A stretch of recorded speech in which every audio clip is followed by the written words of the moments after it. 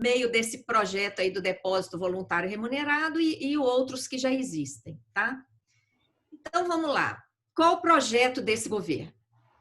Primeiro, obedecer o teto de gastos. A desculpa para não investir na educação, o que teria que estar investindo, na saúde e etc., tem um teto, né? Aprovaram aí a emenda 106, abrindo para gastos além do teto, mas vocês viram a dificuldade de aplicar os recursos, de liberar os recursos, teve que ter ação do Ministério Público e tudo mais. Passando aí os efeitos dessa PEC, que eles chamaram de emenda 6, né? 106, a emenda 106, o teto está aí, para tudo, menos para a dívida. Todos os direitos sociais estão submetidos ao pagamento da dívida nessa PEC emergencial, que é a PEC 186, que também Rodrigo Maia já falou que é prioridade dele. Vocês podem olhar no Google aí, há poucas semanas ele declarou que essa seria a prioridade dele. Essa PEC diz que os direitos sociais vão ter que esperar. Depois que pagar a dívida, se sobrar dinheiro, aí atende aos direitos sociais. Quer dizer, uma coisa inimaginável, né? Qual o outro projeto do governo? Privatizar tudo, como diz o Paulo Guedes, por isso que está entre aspas. E para que privatizar? Para pagar a dívida. Que dívida? Dívida gerada por esse mecanismo. O que mais que está no projeto do governo? Reformar o Estado, quando, na verdade, não é reformar, é desmontar. Com a PEC 32, da chamada reforma administrativa, independência do Banco Central, etc. Então, a gente vê aí que o projeto é um projeto destrutivo, não é um projeto de desenvolvimento socioeconômico. E a desculpa para isso tudo e outros é a crise. A crise que a gente enfrenta desde 2015, quando o PIB despencou, 2016 também, e nesses 2 anos foram 7% de encolhimento do PIB. E nós já tínhamos visto, naquela época, que a crise estava sendo fabricada. Em janeiro de 2016, eu publiquei esse artigo aí, ó. O Banco Central está suicidando o Brasil. Por quê? Porque essa operação que enxuga um volume enorme de moeda da economia é a mesma coisa que cortar os pulsos de um corpo. Sangra o sangue de um corpo, você mata o corpo. Se você tira a moeda da economia, você suicida essa economia. Por quê? O dinheiro disponível nos bancos vai forçar os bancos a emprestar a juro baixo. Quando as empresas têm acesso a recursos com juro baixo, ela investe mais. Quando ela investe mais, ela contrata mais gente, ela compra maquinário, ela compra matéria-prima, ela alimenta e movimenta toda a economia. As pessoas têm emprego, consomem, o consumo demanda mais produção. Então, a gente entra no ciclo positivo da economia. Quando você tira o dinheiro de circulação, é o contrário. Mata a economia. Então, nós já tínhamos visto isso lá em janeiro de 2016, antes da queda da Dilma. Só que ninguém se importou, a crise foi fabricada, a crise está provocando todas essas consequências graves aí. A relação entre essa remuneração da sobra de caixa dos bancos, a queda do PIB, a quebra de empresas e o aumento do desemprego é direto. O capítulo 6 da novela Assalto aos Cofres Públicos, que estava para ser divulgado hoje, eu nem tive tempo de olhar lá a página da auditoria, eu não sei se chegou a ser divulgado, mostra que essa crise que nós atravessamos desde 2014, quando o PIB ficou zerado e depois encolheu 7%, está diretamente ligada a essa operação. Esse quadrinho que vocês estão vendo aí do lado mostra a queda do PIB ali em 2015, 2016, justamente quando essa operação chegou a 1 trilhão. Em 2009, que nós tivemos também uma queda do PIB, pequena, mas tivemos, foi a primeira vez que essa operação chegou perto de meio trilhão. É automático o reflexo. O PIB antes de 2008, aliás, antes de 2009, vinha crescendo 5%, 6% ao ano. De repente, dispararam, acho que ainda era Meirelles, né? Disparou as compromissadas, o PIB caiu. Em 2010, diminuíram a compromissada para quase a metade, o PIB recuperou. Porque, gente, injetar dinheiro na economia é uma coisa automática. Automática. Então, o que está acontecendo? O abuso das compromissadas, que o PL 3877 quer legalizar, sob a máscara do depósito voluntário remunerado, gera escassez de moeda. A moeda fica retida no Banco Central, rendendo juros só para os bancos. Qual a consequência disso? Os bancos, em vez de ter dinheiro para emprestar para a população e para as empresas, fica com o dinheiro retido lá no Banco Central ganhando juro. E aí? Fica sem dinheiro para emprestar. Quando ele fica sem dinheiro para emprestar, porque o dinheiro está retido lá rendendo juros só para os bancos, o juro de mercado aumenta brutalmente. E eles preferem os juros garantidos pelo Banco Central do que emprestar. Aí, com o juro de mercado alto, as empresas quebram por falta de acesso a crédito, porque não dão conta de pagar ou desistem de pegar o empréstimo. O desemprego vem e a queda do PIB e o rombo ao orçamento. Por quê? De onde sai o dinheiro para remunerar a sobra de caixa dos bancos? Do orçamento público. Tá? Bom, o abuso, quando a gente fala abuso das compromissadas, é isso aí, ó. O Correio Brasiliense noticiou que o volume dessas operações, que o Correio Brasiliense chamou de overnight, porque é isso mesmo, o banco pega a sobra de caixa dele e deixa dormir no Banco Central e ganha juro em cima disso, chegou a 1 trilhão e 600 em agosto, 1 trilhão e 700 em setembro. Isso corresponde a 24% do PIB brasileiro, e não é qualquer PIB, é o 9º maior PIB do planeta. O segundo lugar, Filipinas, com 3%. Então, viu por que a gente fala que é abuso? Porque o volume das compromissadas aqui no Brasil não tem comparação com essa operação em outros lugares do mundo. Qual o impacto dessa remuneração? Gera dívida pública, 1 trilhão e 700 agora em setembro da dívida corresponde a títulos usados só para remunerar banco. Gasto público ilegal, porque essa remuneração custou 1 trilhão nos últimos 10 anos. A mesma quantia que o Guedes queria economizar com a PEC 6, da contra-reforma da Previdência. Produz escassez de moeda, como eu falei, porque a moeda que deveria estar disponível para empréstimos fica retida no Banco Central, rendendo juros só para os bancos, às nossas custas. E a falsa de escassez provoca aumento do juro e amarra toda a economia. Qual é a diferença do PL 3877 nisso aí? Vai parar de usar a dívida. Tá? O gasto público ilegal vai continuar acontecendo, a escassez de moeda vai continuar acontecendo, a elevação do juro de mercado vai continuar acontecendo. E o que mais que vai modificar? O PL não colocou limite para os juros. O Banco Central, e aí a gente casa com o projeto de independência, quer dizer, o Banco Central vai ficar na mão dos banqueiros, eles é que vão decidir a taxa de juro que vai remunerar os depósitos voluntários. Então, além de esconder a dívida, por que eu falo esconder? Porque essa obrigação onerosa que impõe uma remuneração, por definição, isso é dívida. Então, vai ser só uma maquiagem, não registrar como dívida, vai esconder, mas é dívida. vai ficar escondida a dívida e vai custar mais caro, tá?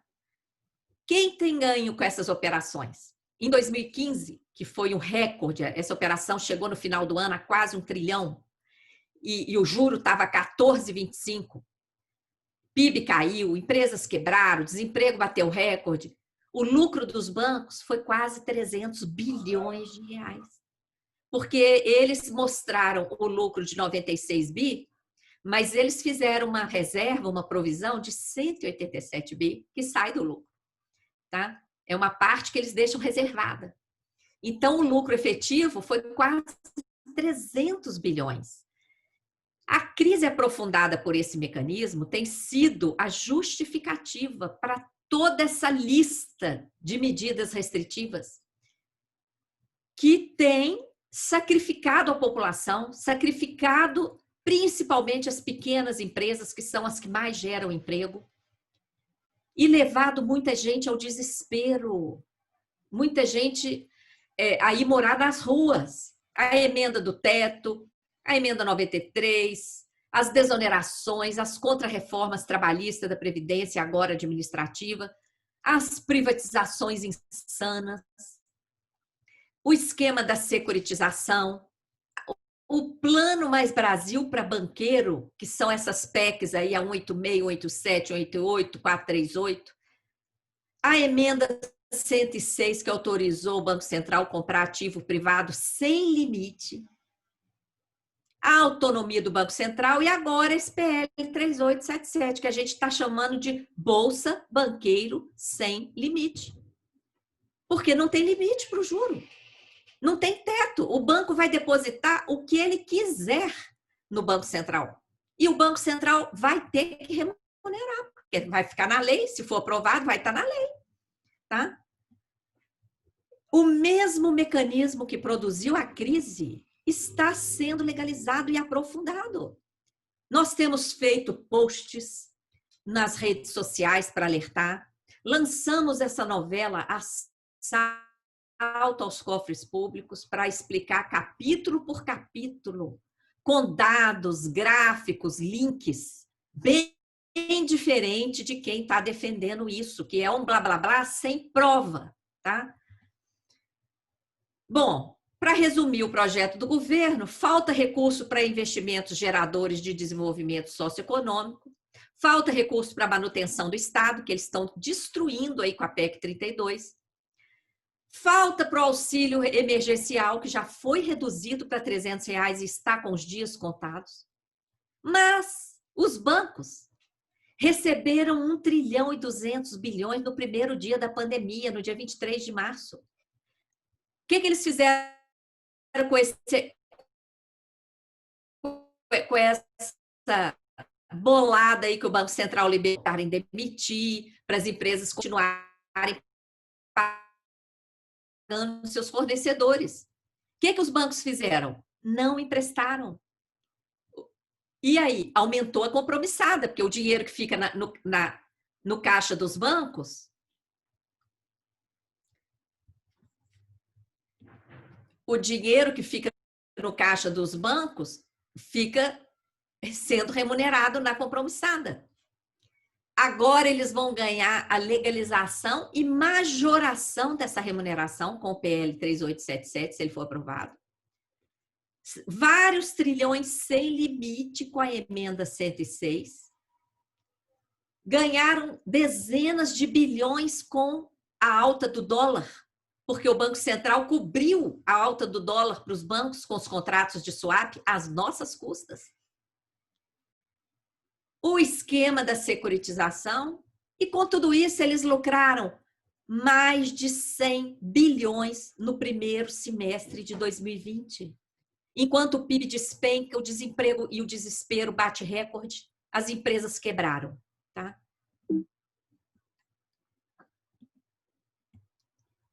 Opa. O que eu falei está aí, ó, manchetes de jornais. A liberação do 1 trilhão e 200, o Guedes afirmando que o dinheiro ficou empossado nos bancos, tá? Os bancos não emprestaram. E inúmeras notícias aí, ó. Bancos prometem ajuda, mas dobram juros e seguro dinheiro. Com dificuldade de obter empréstimo, pequena e microempresa demitem e fecham na pandemia. Mais de 600 mil empresas fecharam as portas no primeiro mês da pandemia, porque não tiveram acesso a crédito. Então, olhem o dano dessa operação. Como defender isso?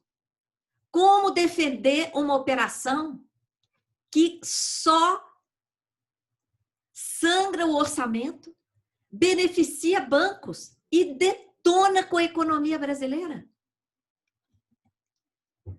O que aconteceu esse ano? Até agosto, essas compromissadas cresceram 645 bilhões. Elas atingiram aí, ó, segundo o Correio Brasiliense, 1 trilhão e 600 em agosto. E quanto que a dívida aumentou? 890 bi. Tá na cara, gente, ou não tá? Onde é que tá o problema? O que fez a dívida explodir? Tá lá na justificativa desse projeto, lá do senador Rogério Carvalho, do PT de Sergipe, que a dívida explodiu por causa dos gastos com a pandemia. Não dá, né? Olha aí, olha os dados oficiais. E outra, gasto com a pandemia, quem recebeu dinheiro com a pandemia, auxílio emergencial, não colocou dinheiro em banco. Comprou gás de cozinha, pagou conta atrasada, conta de luz, comprou comida, pagou aluguel, R$ 600. Bom, esse projeto mantém e agrava a remuneração dos bancos de forma irregular. Olha aí o desenho de tudo que eu já falei até agora.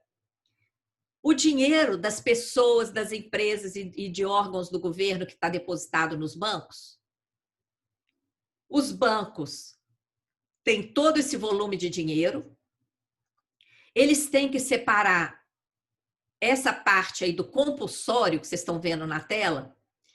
O compulsório é a reserva obrigatória, é a parcela que eles não podem emprestar. É a parcela que dá segurança ao sistema, que impede que os bancos emprestem várias vezes o mesmo dinheiro, tá? Porque ele sabe que ele emprestou uma determinada quantia para uma pessoa, aquela pessoa ainda não gastou, aquele dinheiro está no banco, ele pode emprestar de novo para outra, e é o que se chama de alavancagem. Então, esse compulsório é essa segurança. Depois que ele tira o compulsório de todos esses depósitos e aplicações de toda a sociedade, é a sobra de caixa, que deveria retornar para a sociedade. Deveria retornar como lá fora. Depois o Gerson pode até falar para a gente que ele está morando em Portugal. Juro lá fora, gente, é 1% ao ano para moradia. 1%. Aqui no Brasil, é muitas vezes mais. Por quê? Os bancos se dão ao luxo de pedir taxas altas.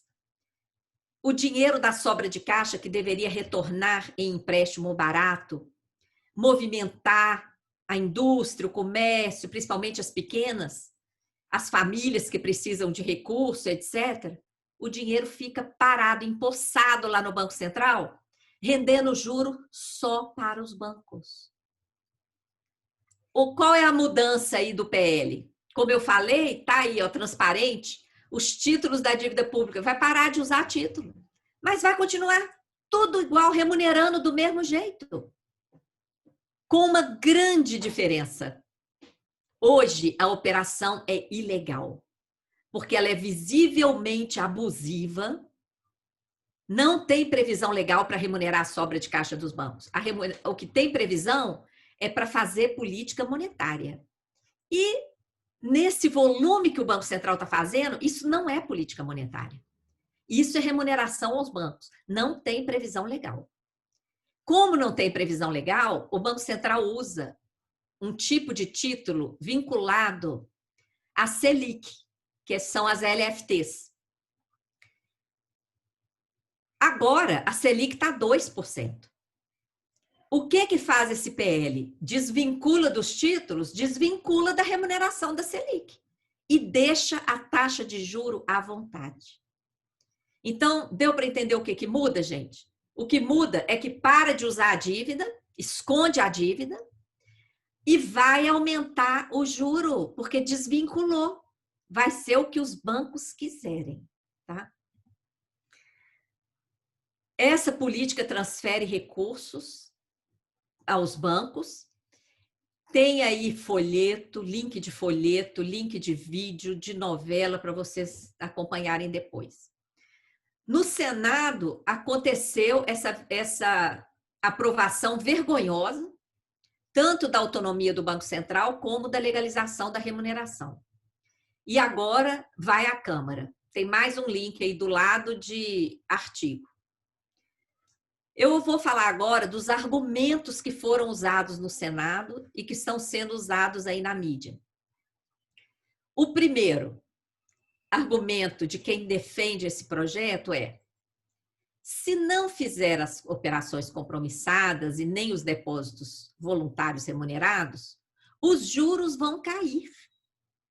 E o governo perde controle sobre a política monetária e a taxa de juros. Ai, gente, tem que rir para não chorar, viu? Primeiro lugar, esse argumento mostra que os defensores do PL 3877 não querem deixar a taxa de juro cair. O que interessa somente aos bancos. Que família que não quer que o juro caia? Que empresa que não quer que o juro caia? Que setor governamental que não quer que o juro caia para fazer obras e etc. O único setor que não quer que o juro caia é o setor financeiro, que ganha com isso. Então, quem está defendendo esse PL está defendendo que os juros se mantenham alto, tá? Porque toda economia perde com o juro alto. Nós não estamos defendendo abandonar controle de liquidez, mas sim injetar dinheiro na economia e parar de remunerar a sobra de caixa dos bancos, para que as taxas de juros de fato caiam, para que os financiamentos sejam feitos para que a economia gire. Porque a economia está parada. Por quê? O custo do dinheiro está abusivamente alto. É um absurdo estarmos numa crise. O PIB per capita, gente, o PIB por pessoa em 2019 foi 7,35% inferior ao de 2013. Olha o empobrecimento.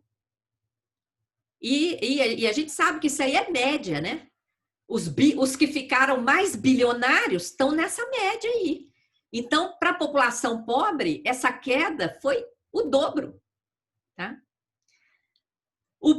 O PIB normal deve cair ainda esse ano mais de 5%. Taxa de juro está 250% ao ano no cheque especial. Quem está no exterior não acredita nisso. No cartão de crédito é mais ainda. E a média dos títulos da dívida, a média da remuneração dos títulos pelo Tesouro está 9%. O que nós não aceitamos é dar carta branca sem limite para remunerar bancos e prejudicar toda a economia. Outro argumento errado de quem defende esse projeto: mudar a sistemática de operações compromissadas para depósitos voluntários não muda nada. Muda sim. Atualmente, a remuneração é ilegal, feita mediante o abuso das compromissadas, que deveria ser interrompida, punindo-se os responsáveis por esses imensos danos à economia do país. Já o PL 3877 transforma essa remuneração da sobra de caixa em lei. Obrigatória e sem limite. Como eu mostrei lá na hora do desenho, o que não muda é a sobra de caixa, em vez de voltar para a sociedade por meio de empréstimos, vai continuar sendo depositada no Banco Central. Só que esse depósito que antes era ilegal, abusivo, e tinha brecha aí para ser interrompido, inclusive para abrir processos de punição, agora vai virar lei. O que os bancos quiserem depositar no Banco Central, ele vai ter que remunerar se essa lei passar. Tá? Remunerar a sobra de caixa dos bancos não é política monetária. É doação de dinheiro público para banco, provocando escassez de moeda e paralisando toda a economia do país. Defender o PL 3877 significa fortalecer a teoria econômica que só favorece rentistas e amarra a economia produtiva, geradora de emprego e renda. Outro argumento errado. Recolher e remunerar a sobra de caixa é necessário para se controlar a inflação. Mentira. A realização dessas compromissadas em montantes exorbitantes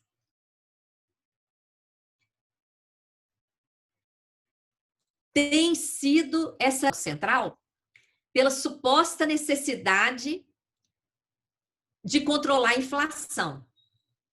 De novo, para que a taxa de juro suba ou não caia. Ou, tem hora que para eles não falarem que querem que o juro suba, eles falam para que o juro não caia, tá?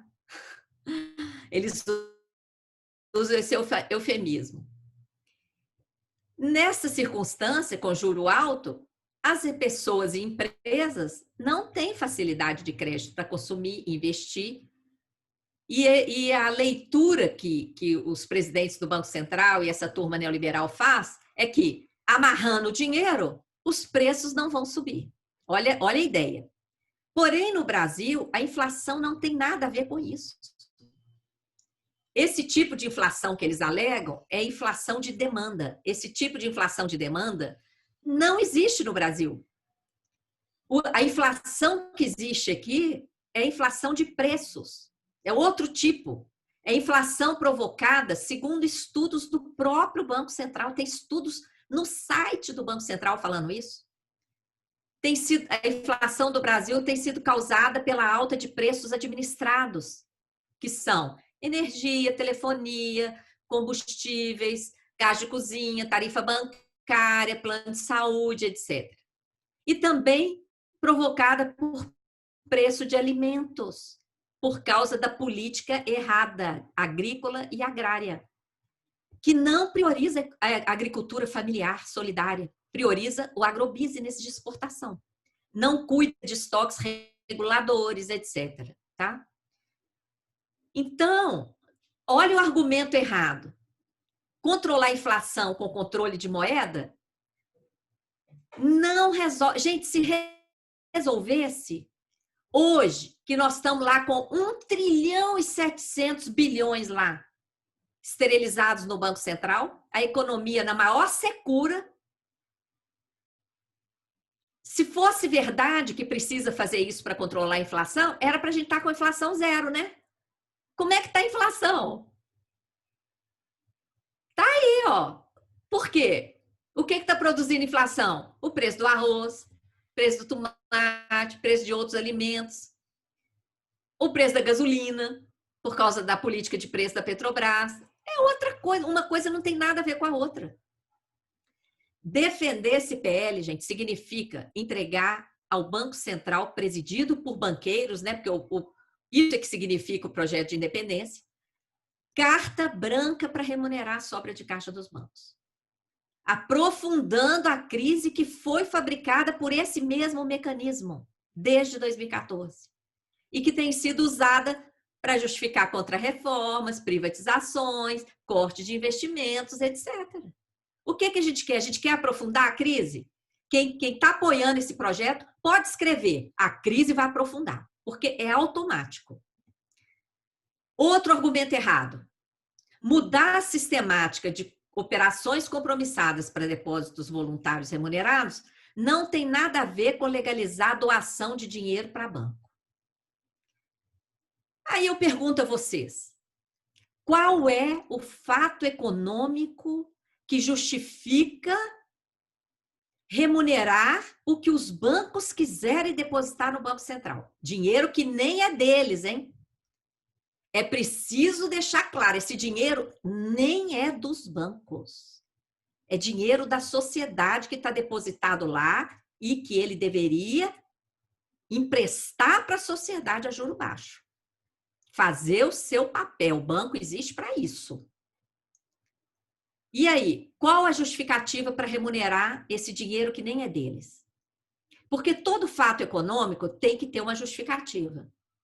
Por exemplo, se eu estou vendo a Gisela ali na tela, se eu compro um móvel usado que a Gisela está vendendo, ela vai me entregar o móvel usado e eu vou pagar para ela. Qual foi o fato econômico? Uma transferência de um bem. Qualquer coisa, se você vai ao médico, você paga consulta, se não for no SUS. O médico te prestou um serviço, você paga. Então, todo pagamento está relacionado a um fato econômico. O que não está relacionado a fato econômico é doação. É liberalidade. Então, nesse caso, é doação, porque qual é o fato econômico? O que justifica pagar juros sem limite aos bancos sobre o valor que eles quiserem depositar no Banco Central e que sequer pertence a eles? A justificativa de controlar a inflação não cola. Em 2017, por exemplo, a inflação, o IGP, foi negativo. O IPCA ficou abaixo do piso da meta. Nessa circunstância, as compromissadas explodiram na época. Na época, bateram o recorde de 1,287 trilhão, aprofundando a crise. Agora está acontecendo a mesma coisa.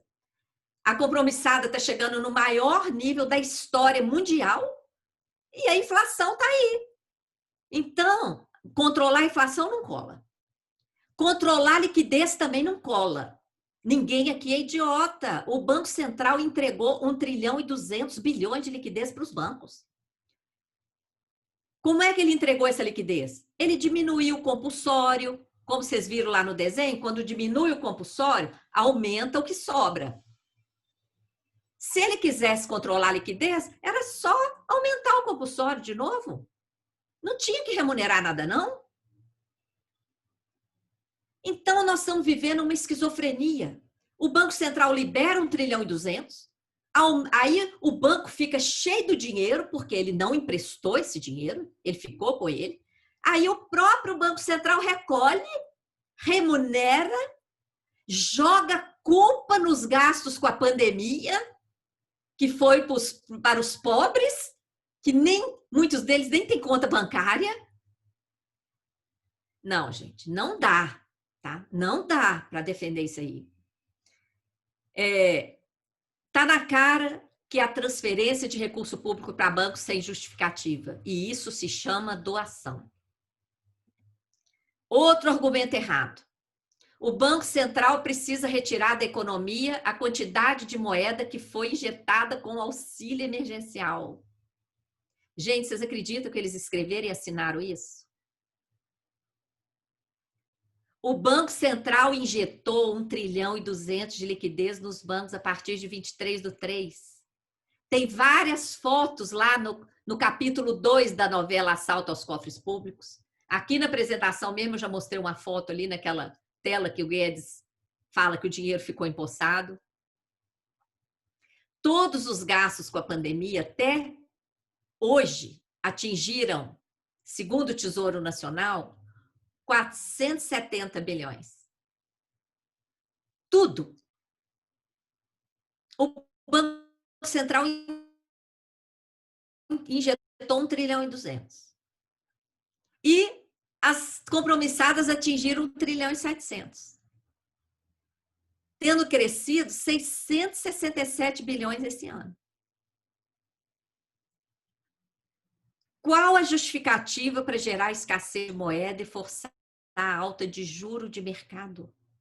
Quando precisamos fazer justamente o contrário para sair da crise.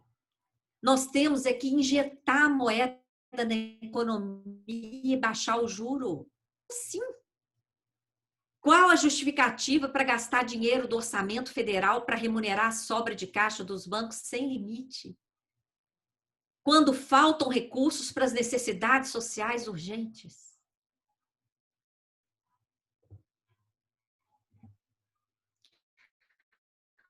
Outro argumento errado. Se a taxa de juro cair, vai haver valorização cambial. E o governo não vai conseguir emitir dívida para cobrir as despesas. Gente, quem diz isso parte da ideia neoliberal de que o capital foge quando os juros estão baixos. Como se tivesse algum lugar do mundo com juro menor do que o Brasil. Não é isso. Na realidade, foge porque não há o devido controle de capitais. Foge para sumir com os lucros, não pagar imposto, ir para paraíso fiscal e outras coisas mais.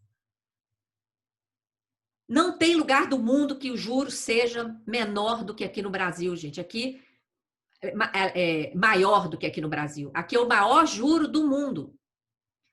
Quem diz isso também parte do princípio neoliberal de que no Brasil a dívida tem financiado gastos sociais, quando, na verdade, ela está retirando dinheiro de áreas sociais. Tá? Dinheiro de outras fontes estão financiando a dívida. E dinheiro da dívida que está financiando o gasto social é a metade disso. Só que a grande mídia só divulga o 908, né? Não divulga o 1 trilhão e 800 aí. Bom, o projeto de independência do Banco Central, eu coloco os dois números aí, porque o 19 foi aprovado no Senado, mas na Câmara tem o 112, que foi apresentado por Bolsonaro. E esse 112 abarca tanto a independência do Banco Central, como o depósito voluntário remunerado. Então, é muito importante todo mundo guardar esse número aí, PLP 112, porque se ele for colocado na pauta, ele engloba tanto a independência do Banco Central, como a remuneração da sobra de caixa dos bancos. Tá? O Banco Central autônomo, gente, ele fica autônomo em relação a todos os poderes. Ele fica municipal, fazendo as suas próprias normas, sem ser incomodado por ninguém. E nesse PLP está também a remuneração, a transformação daí do depósito voluntário remunerado. Tá?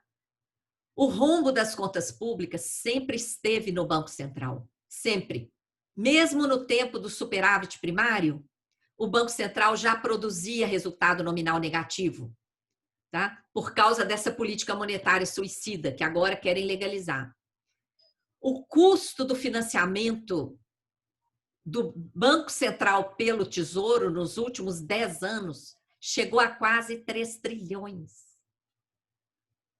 Isso não sai nos jornais, que o Tesouro doa títulos para o Banco Central e paga juros ao Banco Central sobre os títulos que ele doa.